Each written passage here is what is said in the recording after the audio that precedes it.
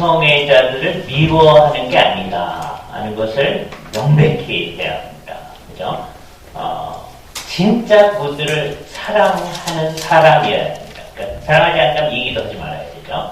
사랑을 해야 되는데, 진짜, 누구든지, 진짜 누구를 사랑한다면, 그분이 예수님하고 관련이 없이 사는 거에 대해서 그냥 가만히 있는 사람은 사랑하지 않는 사람입니다.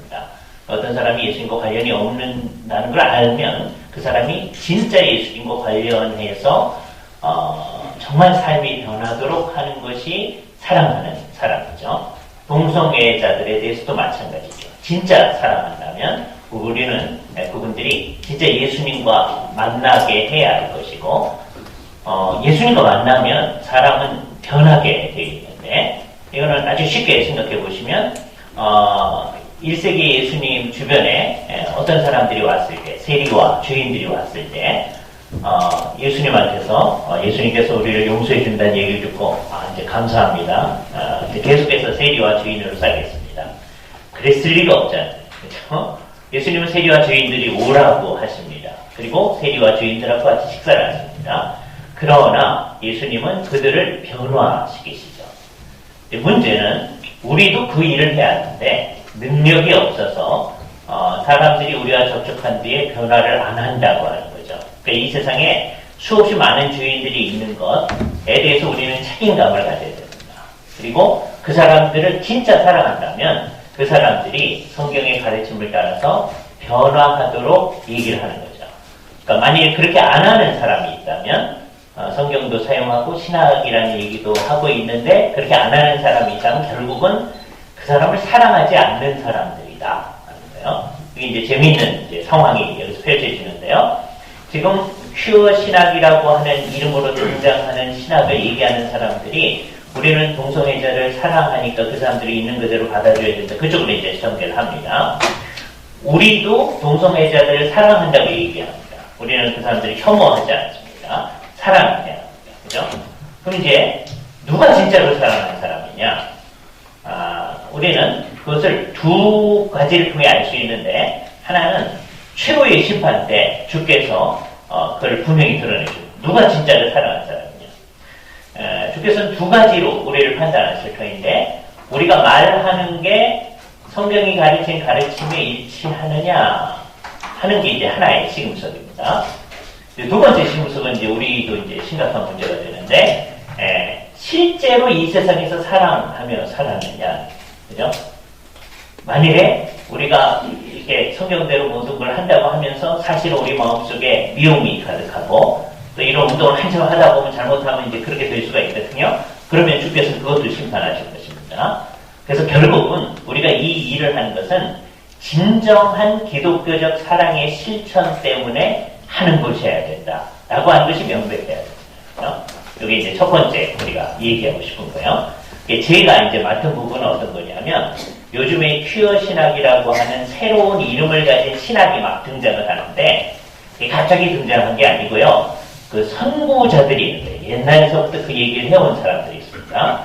그 중에 이제 몇 사람 선구자들의 얘기를 잠깐만 소개해드리고, 그런 다음에 우리는 그 본문들에 대해서 어떻게 생각해야 되는가 하는 얘기를 하겠습니다. 그리고 이제 요즘에 나타나는 소위 퀴어 신학 주장자들 얘기는 이현아 목사님하고 하 목사님께서 이제 하실 겁니다. 그죠? 제가 선구자 세 사람만 먼저 이제 말씀을 드리겠고요. 여러분이 받은 그 유인물에 보면 3쪽이 이제 제 발제문의 시작인데, 거기 밑으로 내려가면 풋노트에 5번이 있습니다. 서린 데일리라고 하는 사람이 있는데요. 그 사람이 무슨 책을 썼느냐 하면 1955년도에 Homosexuality and Western Christian Tradition 이라는 책을 썼어요. 동성애와 서구 기독교 전통. 이게 이 문제를 다룬 굉장히 중요한 책입니다. 여기서 벌써 이제 무슨 생각이 있느냐 하면, 서구 기독교 전통은 동성애를 좀 이렇게 비판적으로 해왔는데, 그게 성경에 비춰봤을 때 옳은 거냐는 질문을 이 사람 제기를 하는 거죠. 그래서 이제 어떤 식으로 이제 우리를 이끌어 가느냐면, 이게 거의 첫 번째 질문, 이거보다 좀 앞선 논의들도 있어요. 첫 번째 책인데, 성경을 우리는 있는 그대로 읽으면 잘못 읽는 거다. 그러니까 아까 퓨어 바이블 커멘터리도 이제 결국 그렇게 가는 겁니다. 성경을 있는 그대로 읽지 말고 이거를 제대로 읽어야 되는데 제대로 읽으려면 비판하면서 읽어야 돼요. 그러니까 이제 이 모든 잘못된 신학은 어디서 출발하냐면 성경을 비판하는 곳에서 출발합니다. 여기 이제 두 가지 다른 점이 나타나는데 우리는 성경 하나님께서 이제 말씀하시면 성경이 있으면 일단은 받고 성경을 다 알아서 믿는 사람에게 하나도 없거든요. 일단은 믿습니다. 그런 다음에 정말 이게 무엇인지를 탐구해 가야죠. 이 두 가지가 다 중요합니다. 믿고 그 다음에 탐구를 해가야 돼요. 여기 온 사람들은 대개는 믿는 사람들입니다. 근데 이제 우리의 문제가 뭐냐면 탐구하는 건 싫어요. 그냥 믿으면 된다. 그거 안 됩니다. 믿고 그 다음에 탐구하는 거죠. 하나하나 살펴가는 거죠. 그런데 우리하고는 전혀 다른 전략을 이분들은 이제 제시하는데 어떻게 하느냐? 성경을 비판적으로 읽어야 돼요. 무지몽매한. 그래서 우리를 볼 때 이분들은 정말 안타까워요. 그죠? 뭘 모르는 사람들이라는 거예요. 네? 아직까지 그렇게 믿고 있냐? 16세기, 17세기에는 그렇게 믿었지만 이제는 그렇게 믿으면 안 돼요. 성경을. 그래서 이분들은 머리에 뿔 달린 사탄들이 아닙니다. 이분들은 안타까워서 우리를 계몽하기를 원하는 거예요. 그래서 성경을 제대로 모르는 사람들이라고 생각을 하는 겁니다. 여러분들이 성경을 정말 아는 사람이 되어져서 그걸 알면 동성애를 비판할 수 없게 되리라 라고 이제 딱 생각하는 거예요. 이 첫 번째 작업을 한 사람이 이 서린 베일리라고 하는 분인데 이 사람이 아주 대표적인 예로 뭘 들고 있냐면 창세기 19장에 보면은요 천사가 소돔과 고모라에 온 얘기가 있습니다. 그때 그 성에 있는 많은 비류들 우리말 성에 그렇게 번역되어 있는데 비류들이 와가지고서는 그 비류들이란 말이 벨리아의 자손들이 이렇게 되어 있는 거예요. 그럼 벨리아에 뭐 어떤 존재가 있다는 게 아니라 비류라는 말이 번역을 잘하는 건데요. 그 사회에 아주 낮은 계층의 사람들이면서 그 사람들을 대변하는 사람들이 와가지고 너한테 온 그 사람을 끌어내라 이렇게 얘기합니다. 롯한테. 여기서 재미있는 걸 생각해야 돼요. 우리가 이제 오해하는 것들이 있는데 천사가 이 세상에 사람으로 이렇게 오면 날개 달고 오죠. 성탄절 이렇게 할 때 자꾸 이렇게 오해하잖아요. 그죠? 제가 분명히 말씀드립니다. 천사가 이 세상에 사람의 형태로 왔을 때는 한 번도 날개 달고 온 적이 없습니다. 천사를 조각할 때는 날개가 있는 것으로 조각하도록 했어요. 어깨에 뚜껑, 날개가 있습니다. 그래서 서로 날개를 연하게 조각을 했습니다. 솔로몬 성전에도 천사를 조각할 때는 그렇게 합니다. 그죠? 그리고 천사를 환상 가운데 볼 때, 이사야서나 에스겔서에 볼 때는 날개가 있는 것으로 보입니다. 이사야 6장에 스락이라는 천사가 나타나는데 6날개가 있거든요. 그러나 천사를 계시를 목적으로 해서 이 세상에 사람으로 보내실 때는요, 한 번도 날개 달고 나타난 적이 없어요. 소돔과 고모라 얘기 가운데서 잘 나타나요. 어떤 사람이 와서 롯이 자기 집에 모셔드린 거예요. 그랬더니 그 성의 비류들이 몰라서 그 사람들을 끌어내라. 우리가 그들과 상관하리라. 우리말 성에 그렇게 번역을 했어요. 그 말의 뜻은 히브리 말로 야다라는 말인데 알아, 안다라는 말이에요. 그랬더니 서린 베일리가 이 말의 직접적인 얘기는 뭐냐? 우리가 그들을 알아보리라. 너는 우리 성에 우거하는 사람으로 와 있는데 손님이 왔으면 우리가 다 알아볼 수 있게 교제할 수 있게 해줘야지. 왜 네가 독차지하느냐? 그러면 안 되고 우리하고 그 사람들하고 사회적 관계를 할 수 있게끔 해줘야 된다. 그러니까 이 사람들이 한 행위가 이게 동성애적 내용을 담고 있는 내용이 아니라는 거예요. 그리고 성경에서 야다란 말이 사용된 그 횟수를 한 150회 정도 있는데 그게 성적인 의미로 사용된 예는 극히 작아서 한 9번뿐이 안 되는데 그게 왜 성적인 관계를 얘기하는 거냐? 이렇게 나오는 겁니다. 그러니까 사람들이 성경을 옛날에는 그렇게만 봤는데 이렇게 새롭게 봐야 되겠네 이런 생각을 하면서 전통적으로 생각해왔던 생각을 다 고쳐야 된다는 생각을 하게 되는 거예요. 이따가 이 본문을 어떻게 봐야 되는지를 이제 말씀드리겠어요.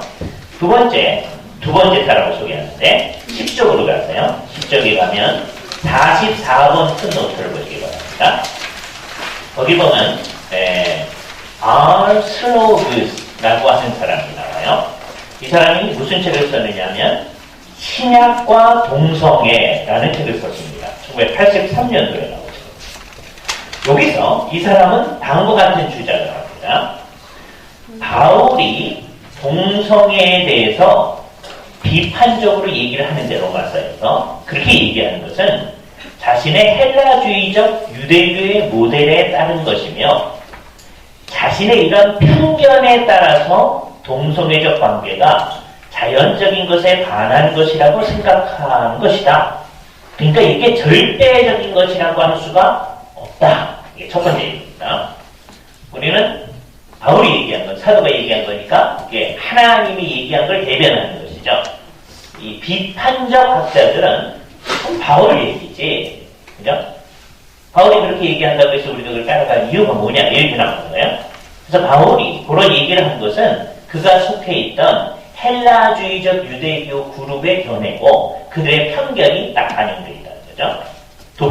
두 번째, 뭐라고 얘기하냐면 흔히 동성애적인 것으로 언급되며 비판받는 것은 특히 젊은이들과의 성관계, 특히 아동들하고 관계를 맺는 것만 얘기하는 거지 다 큰 어른들이 동성애 이렇게 하는 거에 대해서는 바울은 얘기하지 않는다는 거예요.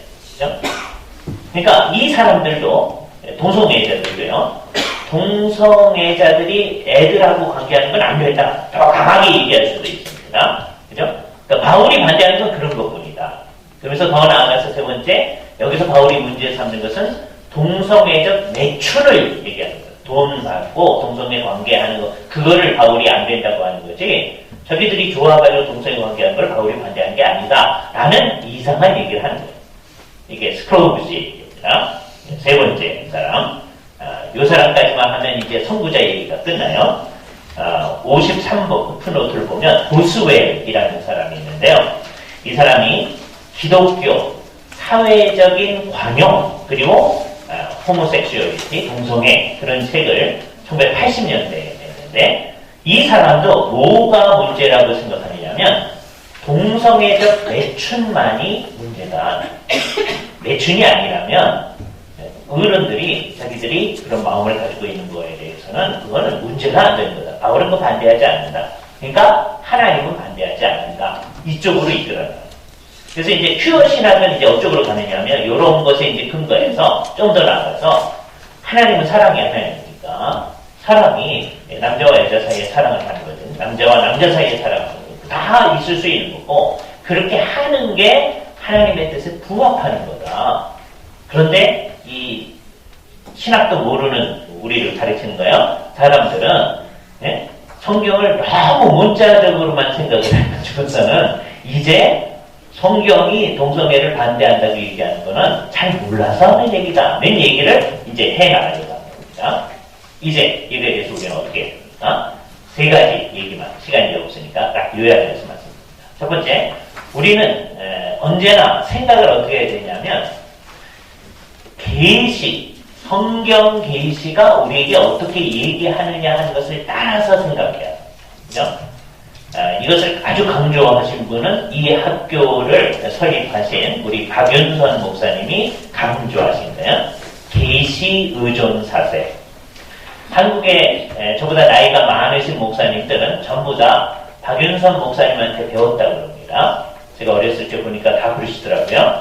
그런데 이제 문제는 뭐냐면 하는 거 보고 사는 거 보면 박윤선 목사님이 가르친 거하고 다르게 말하고 다르게 살아요. 예? 그 뭔가 그죠? 그죠?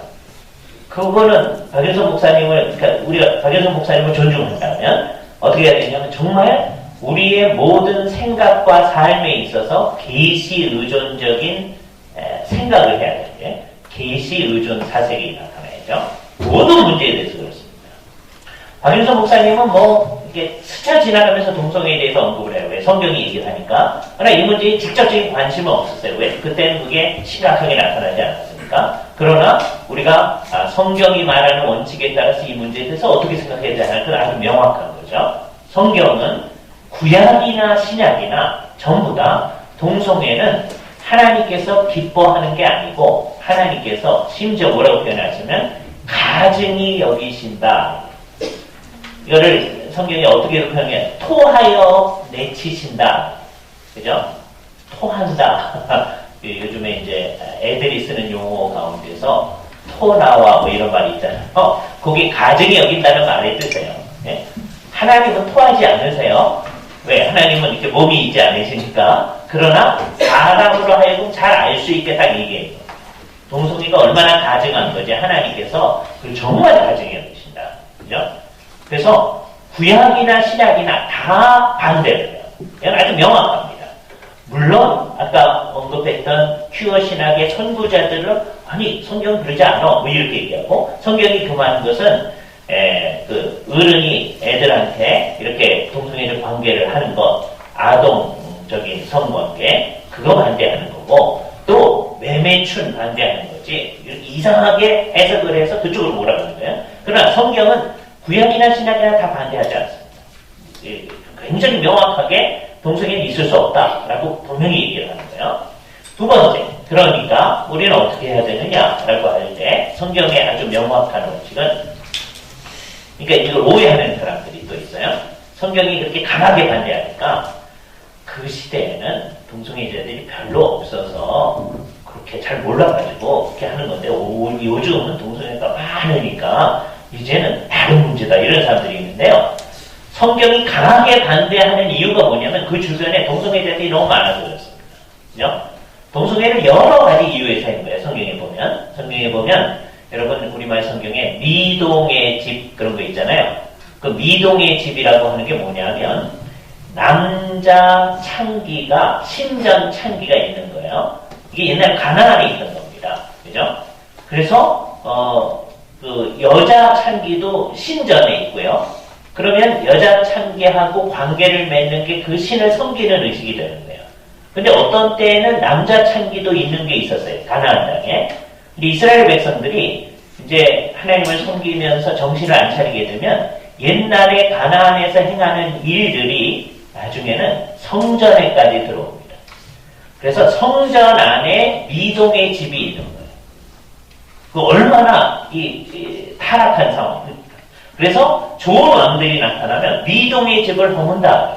그 미동의 집이 뭐냐? 거기 남자 창기가 있는 데입니다. 그죠?